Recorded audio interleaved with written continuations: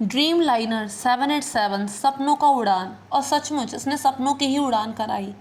यथार्थ के जीवन से उठाकर ले जाके कल्पना में पटक दिया। 12 जून 2025 एयर इंडिया। 59 सेकंड में ही ये विमान बन गया आग का गोला। क्या दिक्कत हुई होगी, क्या खराबी ऐसी हुई जिसने 169 भारतीय, 53 ब्रिटिश, 1 कनाडा, 2 नवजात शिशु, 60 पुर्तगाली, 11 बच्चे, इन सबको एक साथ ख़त्म कर दिया। अहमदाबाद का सरदार वल्लभ भाई पटेल एयरपोर्ट हमेशा की तरह चहल पहल थी। बोइंग 787 ड्रीम लाइनर ये पहले रनवे पे दौड़ता है, उसके बाद ये टेक ऑफ करता है और 59 सेकंड में ही क्रैश हो जाता है। वो भी ऐसे ही क्रैश नहीं हुआ, एक बिल्डिंग से जाके टकराया। वो था एक मेडिकल कॉलेज, दोपहर का समय था, वहाँ पे स्टूडेंट्स खाना खा रहे थे, तो वहाँ भी ये 21 जो थे मेडिकल के स्टूडेंट, उनकी भी मृत्यु हो गई इसी वजह से। एक्सपर्ट का कहना ये है कि इसमें पावर लॉस हुआ था, कि जो पावर सफिशिएंट होती है फ्लाई करने के लिए किसी प्लेन को, वो पावर इसमें सफिशिएंट थी ही नहीं थी, जिस वजह से क्रैश हुआ। अब क्या दोनों इंजन एक साथ ख़राब हो गए थे? ये जो अंतर्राष्ट्रीय विमान था, ये सबसे ज़्यादा सुरक्षित माना जाता है, इसलिए माना जाता है क्योंकि इसमें डबल इंजन होते हैं और जांच की बहुत सारे चरणों से गुजरता है। फिर क्या ऐसे दिक्कत हुई थी कि प्लेन क्रैश हो गया? 60-70 फीट के ऊंचाई पर पहुंचते ही जो लैंडिंग गियर होते हैं वो अंदर चले, लेकिन 400-500 फीट ऊंचाई जाने पर भी इसके लैंडिंग गियर अंदर को नहीं गए। क्या ऐसा हुआ होगा? क्या कोई पक्षी टकराया था इससे, जिस वजह से जो थे इसके इंजन जो थे वो ख़राब हो चुके थे? लेकिन दोनों इंजन एक साथ ख़राब हो जाएं, ये भला कैसे पॉसिबल था? ऐसा भी नहीं था कि इसे नौसिखुए पायलट चला रहे हों।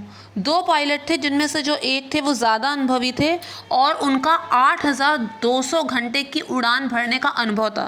साथ ही एक एलटीसी पायलट थे जो ट्रेनिंग देते हैं दूसरे पायलटों को, तो ऐसा नहीं था कि अनुभवी नहीं थे। और इसके अलावा जो को पायलट थे वो भी 1100 घंटे की उड़ान का अनुभव रखते थे।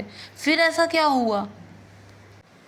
इस विमान के इकोनॉमी क्लास का टिकट था 60,000 और बिजनेस क्लास का था 2 लाख एक आदमी का, और वही सब लोग, उनकी लाशें ठेले में भर भर के गईं। किसने सोचा होगा कि ऐसा भी कुछ हो सकता है क्या?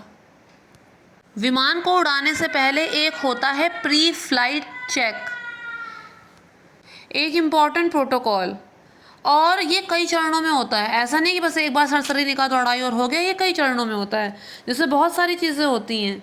इसके अलावा लैंडिंग गियर भी इसी में चेक किया जाता है, इंजन इनटेक ये भी इसी में चेक किया जाता है। इसके अलावा बाहरी पैनल, डोर, ये सब। उसके बाद होता है कॉकपिट चेक, जिसमें फ़्लाइट कंट्रोल्स देखा जाता है, कम्युनिकेशन सिस्टम ठीक है या नहीं वो देखा जाता है, वार्निंग लाइट्स देखी जाती हैं, जीपीएस देखा जाता है, अलार्म देखा जाता है, फ्यूल का लेवल देखा जाता है, ऑटो पायलट सिस्टम भी देखा जाता है।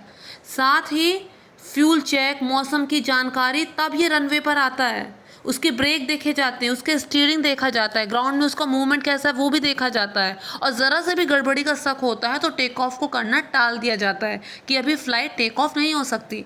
3 घंटे पहले से यात्रियों को बैठाया जाता है कि बहुत सारे प्रोसेस होती है सिक्योरिटी की, कहीं उसमें कोई चूक ना हो जाए। फिर क्यों इस विमान का जाँच जो हुआ वो किस तरीके से हुआ, कहाँ चूक रह गई? को पकड़े, उसे कम दौड़ाया गया रनवे पर, क्योंकि 59 सेकंड में ही कहानी ख़त्म हो गई। लेकिन पायलट कोई नौसिखुआ नहीं थे, तो फिर ऐसा कैसे हुआ होगा? सारे परीक्षणों के बाद एक बार पायलट और को पायलट भी घूमकर जांच करते हैं, पूरा निरीक्षण करते हैं। जब उनको तसल्ली हो जाती है उसके बाद ही हामी भरते हैं। तो क्या इसमें ऐसा नहीं हुआ था? 2009 में इस विमान को ख़रीदा गया था, 2011 में इसको लाइसेंस मिल गया था, और अब तक 11 ही साल हुए थे इसे उड़ान भरते हुए, अब तक कोई कंप्लेन नहीं हुई। और इस तरह का जो प्लेन है कभी कहीं पर भी क्रैश नहीं हुआ। फिर इंडिया में ही क्यों? ऐसा क्या हुआ था? अब इसकी जिम्मेदारी कौन लेगा? बोइंग कंपनी जिसने इसे बनाया है, जो अमेरिकन बहुत ही नामी गिनामी कंपनी है, या फिर एयर इंडिया लेगी? इस प्लेन की कीमत 2000 करोड़ रुपए है और इसकी जो लाइफ है वो 50 साल तक की है, यानी 50 साल तक निर्विघ्न हम इसे उड़ा सकते हैं।